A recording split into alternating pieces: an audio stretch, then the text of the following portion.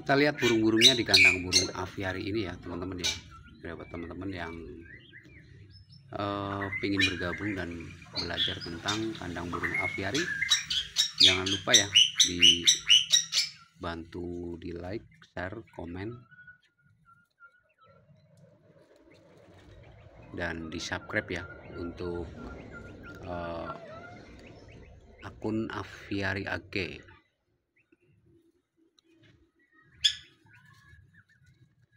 Channel yang selalu memberikan edukasi tentang kandang burung aviari dan burung-burung yang ada di aviari. Jadi di channel ini teman-teman bisa belajar tentang kandang burung aviari ya teman-teman, dari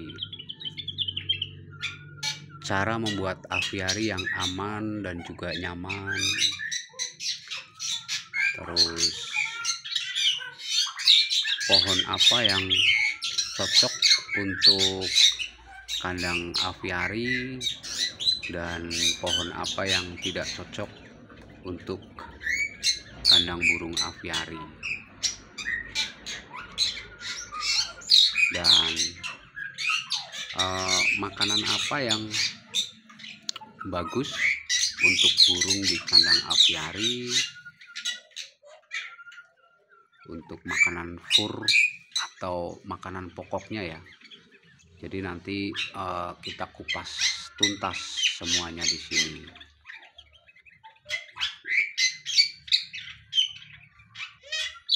Jadi teman-teman bisa belajar secara live ya, secara langsung, karena kita itu live setiap hari ya, pagi sama sore. Kalau pagi biasanya mulai jam 8 kita live.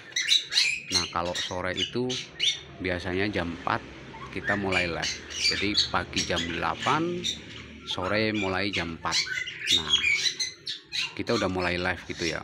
Live-nya itu setiap hari teman-teman, dan minimal live kita itu 1 jam, karena kalau menjelaskan tentang kandang burung aviari itu banyak banget sih ya teman-teman ya, yang harus kita jelaskan, dari bagaimana membuat aviari yang aman dan juga nyaman, terus pohon apa yang cocok untuk kandang aviari, dan pohon apa yang tidak cocok, sama sampai ke makanannya ya teman-teman ya, untuk makanan burungnya, terus burung apa saja yang boleh masuk di aviari dan burung apa yang tidak boleh masuk, terus sama ukuran kandang burung aviari. Jadi banyak banget teman-teman, karena kalau teman-teman nggak mau belajar atau nggak mau tahu tentang 3 hal, jadi ada 3 hal yang harus teman-teman pahami ya kalau mau membuat aviari. Bagaimana membuat aviari yang aman dan juga nyaman. Nah ini dari 3 hal ini hal yang pertama. Hal yang kedua, pohon apa yang cocok untuk kandang burung aviari dan pohon apa yang tidak cocok. Nah untuk yang terakhir itu, burung apa yang boleh masuk dan burung apa yang tidak boleh masuk. Nah itu juga dari 3 hal ini itu menentukan ekosistem nanti di kandang burung aviari ya. Kayak misalkan kenapa kita bilang bagaimana membuat aviari yang aman dan juga nyaman, karena kalau kita membuat aviari itu otomatis dan secara tidak langsung kita mendatangkan musuh ya teman-teman. Dan musuh di kandang aviari itu ada 3 predator teman-teman. Yang pertama ada kucing, yang kedua ada tikus, yang ketiga ada ular. Nah ini dari 3 predator ini bagaimana kita mengantisipasinya.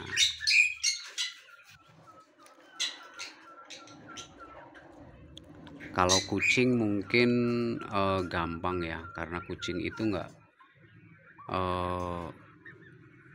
kalau nggak sama tuannya itu nggak nurut gitu ya. Kalau sama orang lain lebih cenderung takut. Nah, itu untuk kucing gampang ya. Nah, kalau untuk eh, tikus ini yang agak kesulitan ya.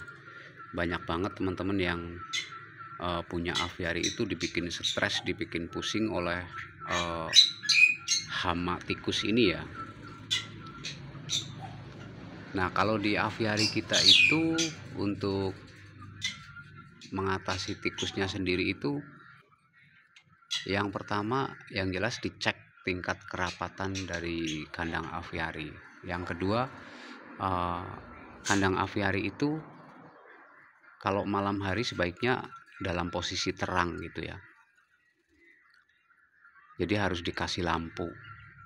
Nah, kenapa harus dikasih lampu? Karena tikus itu di tempat terang itu dia nggak berani muncul. Dan kalau ada burung yang beraktivitas di malam hari itu kena sinar lampu itu, bayangannya bikin takut sama tikus gitu. Nah, kenapa kita solusikan itu ya? Karena ini real terjadi di aviari kita, teman-teman. Sebelum kita kasih lampu, ada puluhan tikus yang berani masuk ke aviari kita. Nah, setelah kita kasih lampu itu ternyata efektif, teman-teman. Dan bahkan sampai sekarang nggak ada yang berani masuk setelah ada lampunya. Nah, itu juga bisa jadi referensi buat teman-teman ya. Itu untuk mengatasi tikus itu sebenarnya ya, dari tingkat kerapatan sama sebaiknya dikasih penerangan untuk aviarinya. Itu juga bisa jadi bahan buat teman-teman.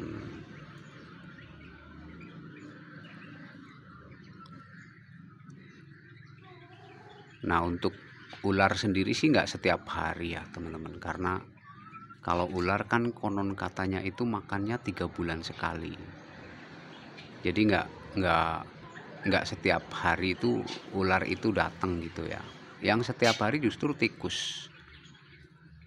Nah, itu 3 predator itu yang harus diantisipasi. Kalau untuk ular sendiri sebenarnya untuk mengantisipasi ya, yang penting bagian bawah nggak ada lubang gitu ya. Terus untuk bagian atas juga harus rapat. Dan di samping di luar aviari ini harus posisi kalau untuk tembok itu harus dihalusin ya teman-teman ya. Nah, jadi diplester. Terus untuk pohon-pohon juga di luar aviari jangan sampai ada yang menempel di aviari. Nah, itu untuk ular. Jadi 3 predator ini udah pasti teman-teman, udah pasti kita akan ketemu mereka ya. Di aviari kita itu udah ada 7 kali teman-teman ya. Dari yang besar sampai yang terkecil gitu. Ada semua ular yang masuk ke sini.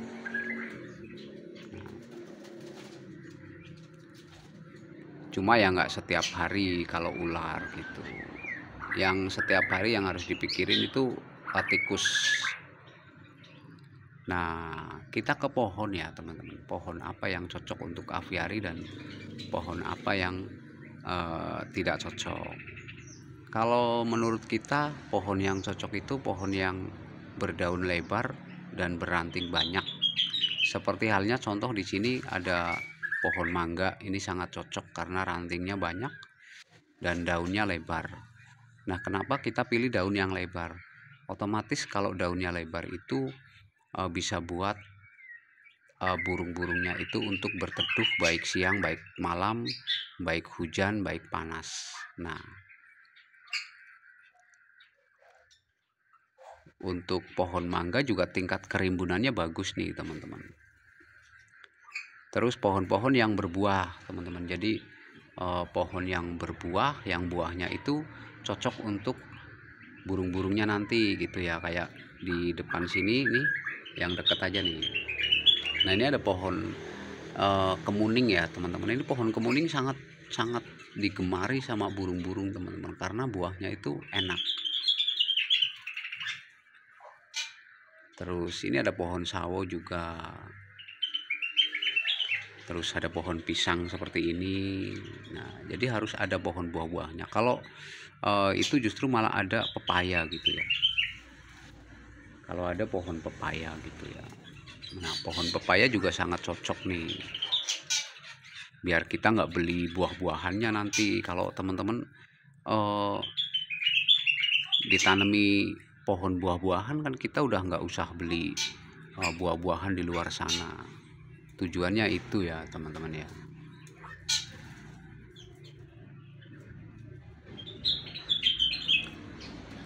Nah, itu untuk pohon-pohonnya ya. Dan untuk burung-burungnya ya, burung apa yang boleh masuk dan burung apa yang tidak boleh masuk. Kita ke kategori burung yang susah disatukan di aviari gitu ya. Nah, kalau untuk burung yang susah itu antara lain ada jenis burung murai batu, burung kacer, dan burung teledekan. Nah, 3 jenis ini susah teman-teman, susah untuk disatukan. Bukan tidak boleh, tapi susah gitu ya. Jadi kalau teman-teman punya aviari udah ada murai ya udah, nggak usah ada kacer sama teledekan. Dan sebaliknya kalau sudah ada teledekan ya nggak usah ada kacer sama murai. Jadi seperti itu. Ini cenderung burung ini 3 jenis ini susah teman-teman. Untuk disatukan di aviari itu susah banget. Mereka selalu berantem. Dan kayak burung, sebenarnya burung-burung kayak terucukan, kutilang juga sebenarnya nggak cocok ya, karena mereka itu juga nakal-nakal nih. Kemarin kita ada cerocokan 1 pasang kutilang, 1 pasang, akhirnya kita ambil lagi, kita lepas ke alam liar. Nah, terus burung-burung yang tidak boleh masuk tentunya burung-burung kanibal ya, burung-burung pemakan sesama gitu ya, pemakan daging dan lain sebagainya. Kalau jenisnya kayak misalkan burung cendet, burung sirgunting, nah itu nggak boleh.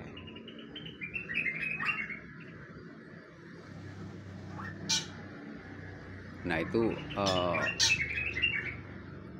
sedikit contoh buat teman-teman, tapi masih banyak. Kalau teman-teman mau belajar silahkan di subscribe biar teman-teman bisa ikut live setiap hari ya, karena kita live setiap hari pagi sama sore. Nah, untuk makanan burung di aviari ya, untuk makanan pokok teman-teman, biar teman-teman nggak merasa boros gitu ya kasih makannya. Jadi usahakan semua burung yang ada di aviari itu untuk makan satu jenis fur gitu ya. Jadi teman-teman usahakan untuk burung-burung yang nanti dimasukkan atau yang udah ada di aviari itu untuk makan satu jenis fur. Jadi jangan dicampur-campur. Kalau misalkan teman-teman punya beli burung murai batu di luaran sana kan biasanya makannya fur yang bagus, yang enak gitu ya. Nah, kalau di aviari itu kita sarankan untuk teman-teman kasih makanan pokoknya itu fur ayam atau fur babi ya teman-teman. Jadi makanan ini juga hampir sama untuk bahan bakunya 11-12 sama bahan baku untuk fur burung ya, cuma dibedakan vitaminnya mungkin antara berapa persen gitu ya. Kalau bahan bakunya sama teman-teman, setiap makanan yang untuk unggas itu sama, cuma beda kemasan aja. Kalau untuk burung kan biasanya banyak kemasan yang bagus-bagus gitu ya, dibikin menarik, padahal sama aja teman-teman, sama fur ayam itu sama bahan bakunya. Cuma kadang-kadang orang kan kalau udah terlanjur suka dengan sebuah produk, biasanya wah kita biasa makan fur burungnya ini itu gitu ya. Nah, kalau di aviari teman-teman udah kita wajibkan ya, kalau burung yang udah masuk di aviari itu untuk makan satu jenis fur. Nah, furnya apa untuk teman-teman yang ada di aviari ini? Kita menggunakan fur ayam atau fur babi. Nah, jadi untuk sebenarnya namanya fur ayam gitu ya. Cuma kalau di tempat penjual pakan burung itu, kalau kita beli fur ayam itu dikasihnya ya fur ayam gitu, bukan fur babi. Karena sebenarnya ada dua jenis ya. Cuma memang sama gitu. Antara fur ayam sama fur babi sama, cuma beda nama, beda jenis juga. Nah, ini kita arahkan teman-teman kalau punya aviari ya untuk burung-burungnya makan satu jenis fur dan menggunakan fur ayam atau fur babi. Nah, untuk fur babi sendiri dia penggemukan teman-teman. Jadi burung-burung di aviari kita nggak ada burung yang kurus, semua burung gemuk-gemuk. Dan itu nggak ngaruh ke produksi ya teman-teman. Jadi kalau makanan burung yang ngaruh di produksi burung itu nggak ada sebenarnya ya teman-teman. Cuma itu hanya ini aja lah, apa ya, move dari teman-teman aja. Sebenarnya nggak ada. Kalau yang untuk memperlambat produksi itu baru yang suntik gitu ya. Kalau divaksin biar kan ada nih burung, kalau biasanya yang dari luar negeri biasanya itu divaksin untuk tidak bisa produksi di Indonesia. Makanya cenderung burung-burung dari luar negeri itu susah untuk diternakan. Biasanya itu disuntik atau divaksin agar burung ini tidak bisa berkembang biak. Jadi seperti itu. Dan yang terakhir untuk ukuran aviari ya teman-teman. Kalau untuk ukuran aviari sebenarnya tidak ada minimal, tidak ada maksimal ya. Bebas teman-teman mau bikin aviarinya mau seluas samudra juga boleh, mau sekecil daun kelor juga boleh. Intinya aviari itu tidak ada patokan untuk ukuran ya. Jadi minimal maksimalnya itu nggak ada, bebas. Karena banyak banget nih teman-teman yang mau bikin aviari tapi karena nggak punya lahan yang luas gitu ya. Nah, itu justru salah ya teman-teman. Karena aviari itu nggak harus luas. Karena ya kalau bicara luas aviari, semakin luas ya akan semakin banyak biayanya gitu.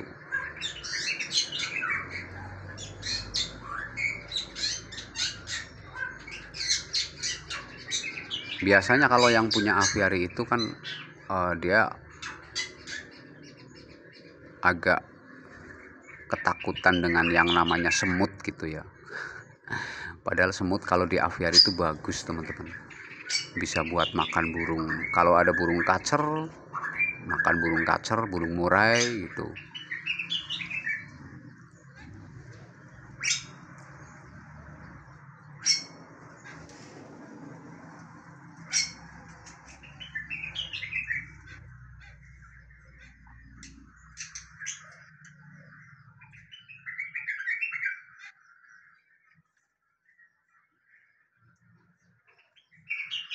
Dan buat teman-teman kalau ada pertanyaan boleh silahkan di kolom komentar ya. Jangan lupa yang belum like, komen, dan juga subscribe boleh dibantu channel Aviari AG ini ya. Aviari yang bermanfaat, memberikan edukasi tentang kandang burung aviari baik secara offline maupun online, karena kita live setiap hari ya teman-teman. Jadi kita live setiap hari, pagi, siang, sama sore.